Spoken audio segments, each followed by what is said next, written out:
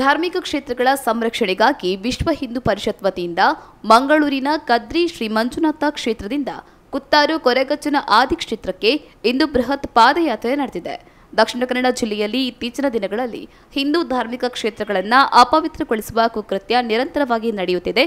ಮಂಗಳೂರು ಕಂಕನಡಿ ಗರೋಡಿ ಅತ್ತಾವರ ಬಾಬುಗುಡ್ಡ ದೈವಸ್ಥಾನ, ಪಂಪಿಲ್ ಕಲ್ಲುರ್ಟಿ ಕಲ್ಕುಡ ದೈವಸ್ಥಾನ ಸೇರಿದಂತೆ ಅನೇಕ ಧಾರ್ಮಿಕ ಕ್ಷೇತ್ರಗಳಲ್ಲಿ ಕಾಣಿಕೆ ಹುಂಡಿಗೆ ಬಳಸಿದ ಕಾಂಡೋಮ್ಗಳನ್ನು ಹಾಕಿ ಅಪವಿತ್ರಗೊಳಿಸಿದ್ದಾರೆ. ಅಲ್ಲದೆ ದೇವರ ನಿಂದನೆ ಮತ್ತು ಧರ್ಮ ವಿರೋಧಿ ಬರಹಗಳನ್ನು ಬರೆದು ಹಾಕಿ ಜೊತೆಗೆ ಕೋಣಾಜಿ ಗೋಪಾಲಕೃಷ್ಣ ಮಂದಿರದ ಭಗವಧ್ವಜವನ್ನ ಕಿತ್ತು ಅದರ ಮೇಲೆ ಮಲಮೂತ್ರ ವಿಸರ್ಜಿಸಿ ಮಂದಿರದ ಆವರಣದೊಳಗೂ ಮಲಮೂತ್ರ ವಿಸರ್ಜಿಸಿ ಅಪವಿತ್ರಗೊಳಿಸಿ ವಿಕೃತಿ ಕೃತ್ಯವನ್ನ ಎಸಗಿದ್ದಾರೆ.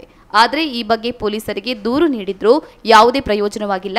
ಹೀಗಾಗಿ ಪುಣ್ಯಕ್ಷೇತ್ರಗಳನ್ನು ಅಪವಿತ್ರಗೊಳಿಸುವ ಕಾರ್ಯ ಸಂಪೂರ್ಣವಾಗಿ ನಿಲ್ಲಿಸುವುದಕ್ಕೆ ಹಿಂದೂ ಬಾಂಧವರು ದೈವದೇವರ ಮೊರೆ ಹೋಗುತ್ತಿದ್ದು ಇಂದು ಬೃಹತ್ ಪಾದಯಾತ್ರೆ ನಡೆದಿದೆ.